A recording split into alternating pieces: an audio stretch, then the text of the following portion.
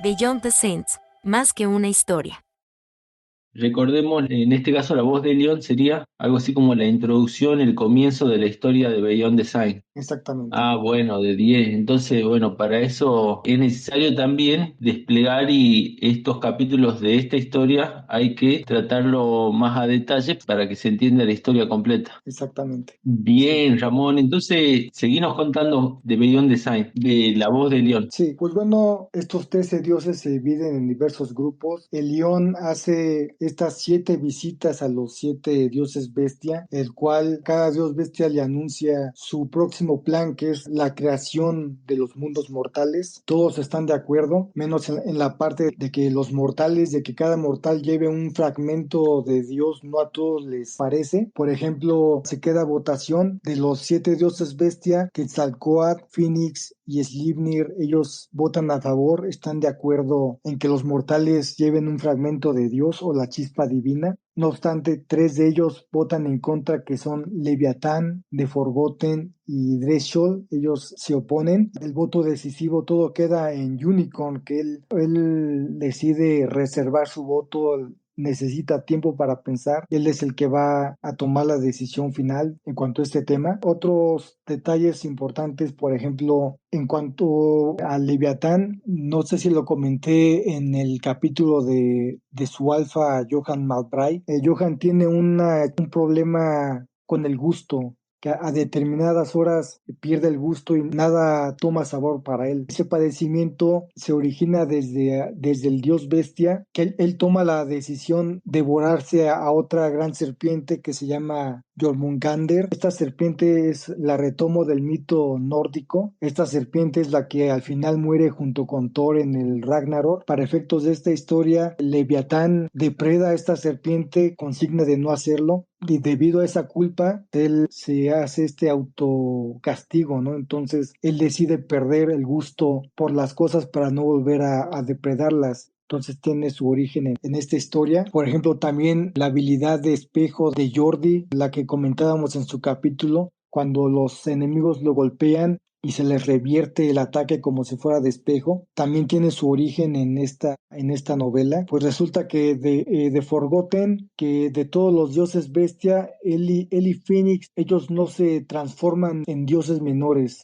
Ellos no se vieron en la necesidad no se sintieron desafiados por hacerlo. Pues resulta que de Forgotten también en esta novela depreda a una bestia secundaria sin permiso o que no le pareció a Elión. Es un dragón de 7 cabezas que se llama Tiamat, parece que es del mito egipcio. De Forgotten acaba con esta criatura y cuando Elión lo cuestiona, pues este molesto de Forgotten dice que necesita desafíos. De hecho, de Forgotten es uno de los de aspecto más temibles, incluso está encadenado. Si lo vemos en la portada del libro, es la criatura roja que está en medio, está encadenado. Es un demonio del torso para arriba, no tiene cintura ni piernas, pero es tan grande que toma la forma como de una colina vertical. Y aquí, cuando él siente que decepcionó un poco a su creador, demanda la presencia de Minerva, ¿no? La diosa de Roma, la pide a sacrificio. El león lo acepta. Y bueno, entonces la pequeña diosa pues flota justo por arriba de la cabeza de Forgotten, se deja caer directamente a sus fauces. Este la cierra, pero en lugar de que la diosa sea devorada, es de Forgotten el que resulta herido por sus propios colmillos, ¿no? Esto lo hace como una especie de pacto, como para ejercer una tercer fuerza, pero no tenemos luz, oscuridad, la nación roja o los demonios rojos. Pero esto de Forgotten lo hace como medida de seguridad para asegurarle al león que nunca va a depredar personas buenas o criaturas buenas. Esto lo refleja, viene hasta su alfa. Es por esto que si Jordi tiene que tener mucho cuidado en sus combates, porque si llega a lastimar a un inocente, a una persona que es buena, si por accidente la llega a lastimar, pues no le va a pasar nada a esa persona y por el contrario, todo el daño se le va a revertir a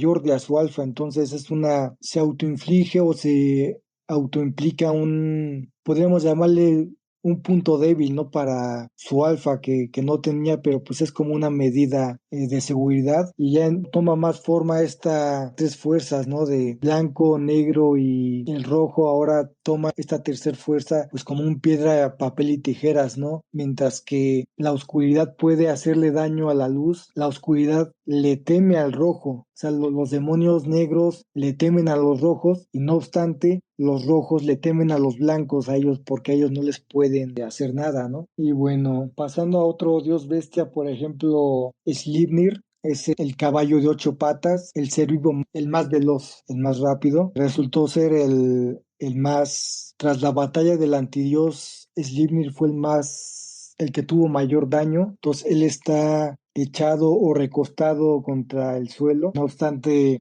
para los otros dioses menores parece una inmensa montaña morada, ¿no? Ya cuando se empieza a mover, pues saben que es algo vivo, ¿no? Y bueno, cuando Sleipnir recibe un daño que le lleva más tiempo recuperarse, la voz de león Sleipnir está convaleciente, está echado, es el más, aparentemente el más endeble de todos, el que está más débil. Al no correr, se volvió idiosincrásico, muy filosófico, ¿no? Empezó a pensar mucho por su cuenta. Mientras los otros dioses se comen a los dioses bestia secundarios, Sleipnir platica con ellos, ¿no? Es un tema curioso porque platica con la comida, ¿no? Mencionando un poco ferocidad de los dioses bestia es un poco distinta, ¿no? Todos son salvajes en algún punto más agresivos que otros. Los más temibles y los más agresivos son de Forgotten y Dreshol, el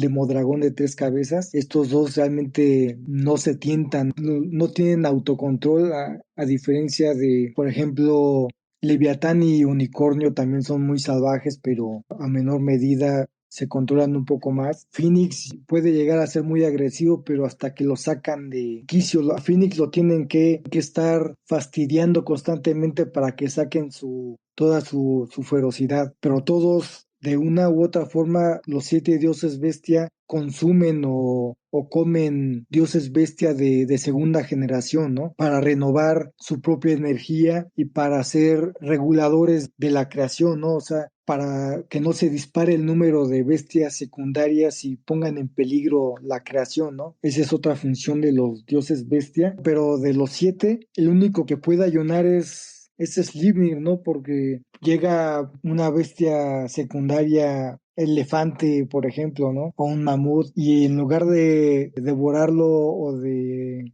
aplastarlo, empieza a platicar con preguntas, dime tú de dónde vienes, ¿no? ¿Cómo es tu hábitat? ¿Cómo es el cielo donde tú vives, ¿no? O sea, la bestia secundaria, pues temblando, hace un esfuerzo y empieza a responder, bueno, vengo de acá, el lugar de donde vivo es de estas características, y Schlimmer reflexionando y aprendiendo, ¿no?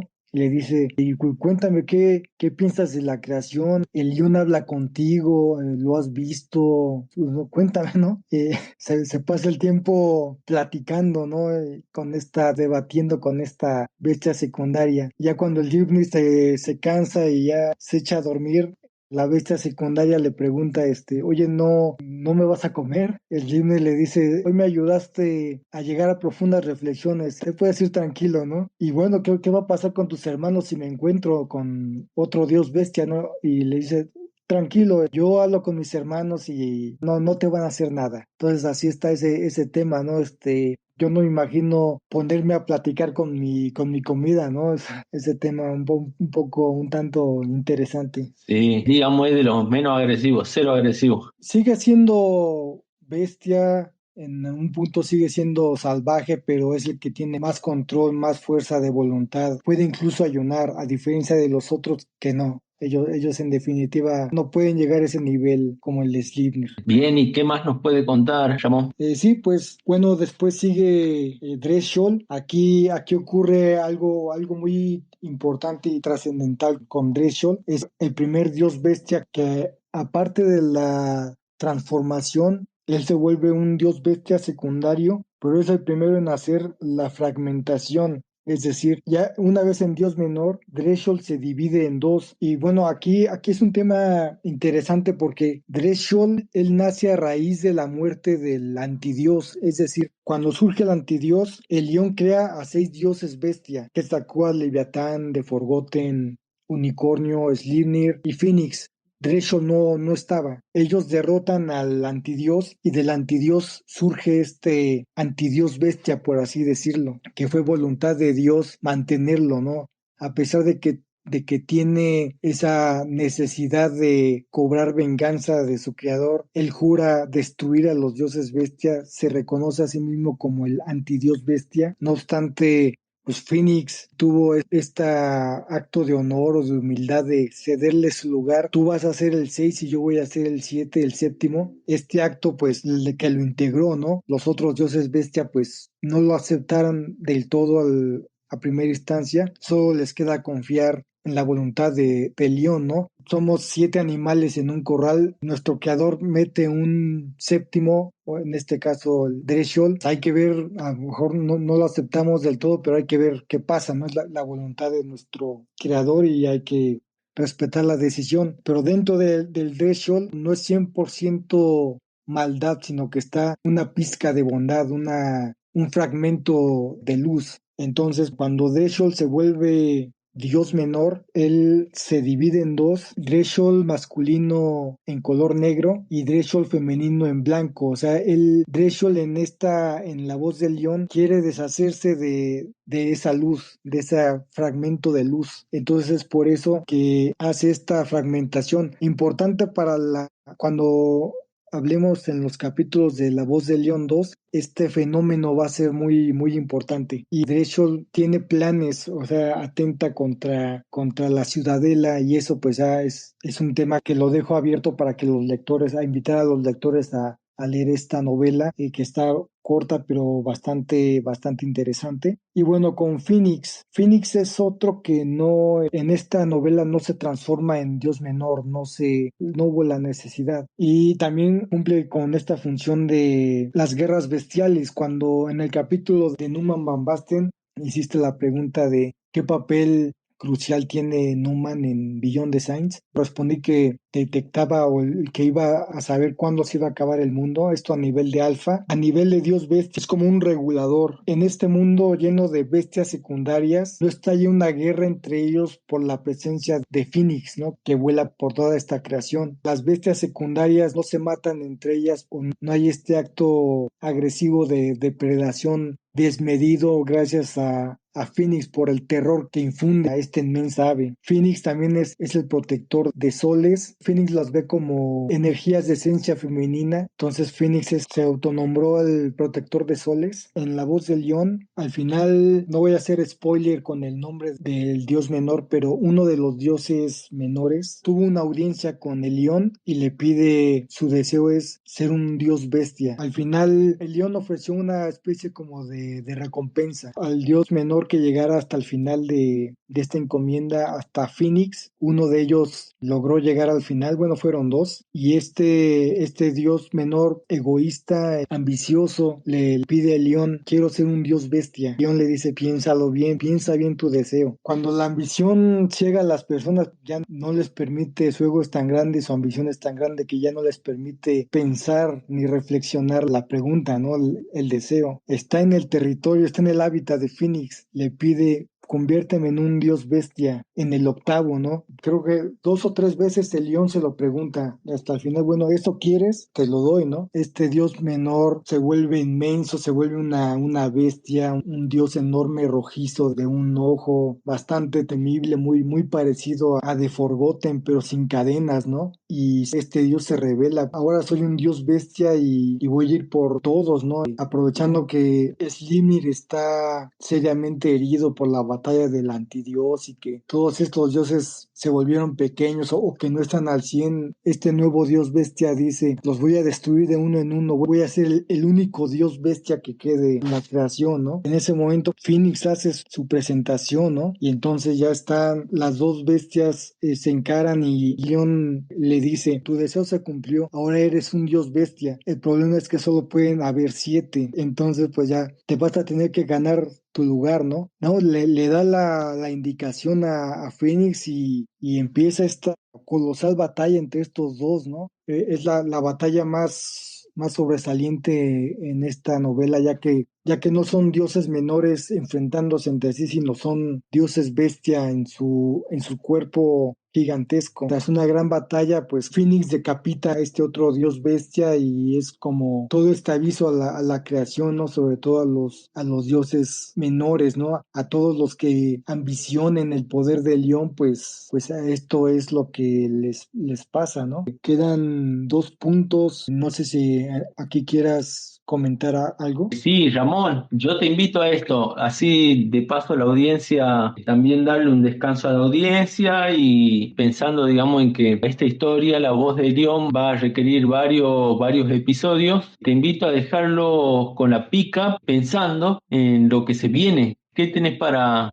contarnos más sobre esta historia? ¿Qué te gustaría que la gente sepa que se vienen para los próximos episodios? Ramón, ¿qué nos espera en los próximos episodios sobre La Voz de León? Pues bueno, sobre esta primer parte vamos a hablar de 2 puntos que son los que nos faltaron hoy, por ejemplo, el sueño de Terra y el santo cuántico, el cierre de esa historia que se llama El viaje de León y también comenzar, ya que tratamos este tema de la voz de León, vamos a hablar también de La Voz de León 2, lo cual va a ser bastante emocionante, le va a dar forma y sentido a todo el universo Beyond the Science. Qué bueno, Ramón, y para los que estén escuchando este podcast, es muy, pero muy emocionante tener de primera mano y anticipadamente algunas ideas sobre lo que va a ser La Voz de León 2. Qué lindo que lo anticipes por este podcast, Ramón. Sí, muchas gracias a ti, muchas gracias a las personas que nos escuchan. Muy emocionado por lo que viene esa novela, va a ser muy, muy linda. Perfecto.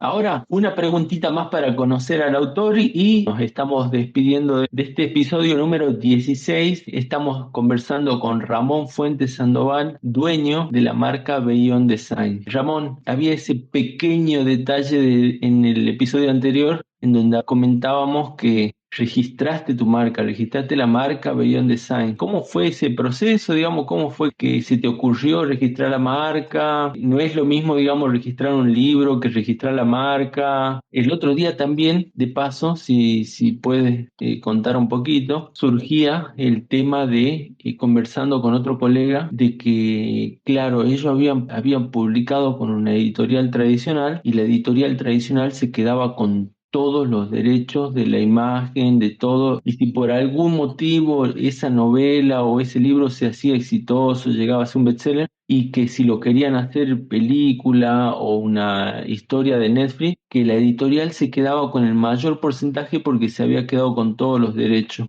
Es una locura esto que le pasó a ese autor. Y vos que estás metido en todo este tema, Ramón, que vos conocés, de registrar una marca y comentarnos sobre eso, sobre el hecho de cuando uno va a publicar una novela, el hecho que uno mismo se quede con todos los derechos y registrar la marca y todo eso. Sí, pues bueno, de hecho la voz de León surgió porque debido a una convocatoria iba a ser una historia infantil, Terra y la niña de las estrellas, era el primer nombre. Precisamente una convocatoria de la UNAM, la universidad más importante de aquí de México, hizo una convocatoria para a los autores publicarles su novela. Entre estos requerimientos vi precisamente lo que comentas, que la universidad en caso de ser de la obra ganadora, la universidad se quedaba con el 100% de los derechos. Fue en ese momento en que dije, no, no es por cuestión de ego ni de sentirme el gran autor, pero no me parece lo más sensato, lo más recomendable, sobre todo cuando pones tu corazón en lo que haces. Si es algo que haces, a lo mejor te salen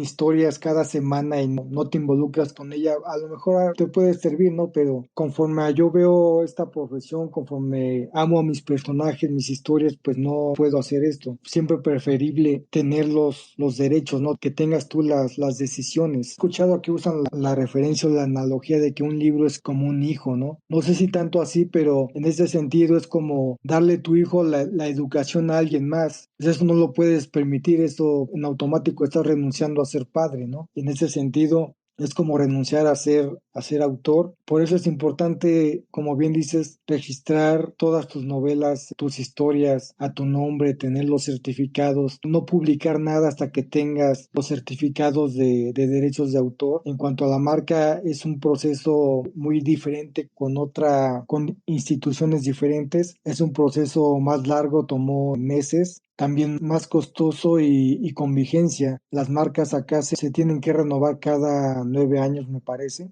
porque si no quedan libres. Pues sí, son trámites diferentes, pero muy importantes. Yo lo hice bajo el concepto de novela digital o descargable, bueno, novela que está en venta por internet. Lo hice para tener un mayor control en cuanto a la promoción, la imagen de la marca. Mira vos, qué bueno. Sí, acá en Argentina también el proceso es diferente de registrar y publicar un libro y también, bueno, de registrar una marca es con dos organismos diferentes y también dura 10 años. El registro de nombre de marca dura 10 años. Yo también he registrado una marca, al igual que vos, pero es más vinculado al tema, digamos, del trabajo, del emprendimiento bueno, que en su momento comenzó con mi pareja, con mi señora, y bueno, después ya ella quedó a cargo de todo, pero yo ahí dentro de eso, de ese emprendimiento, se me había ocurrido una idea bastante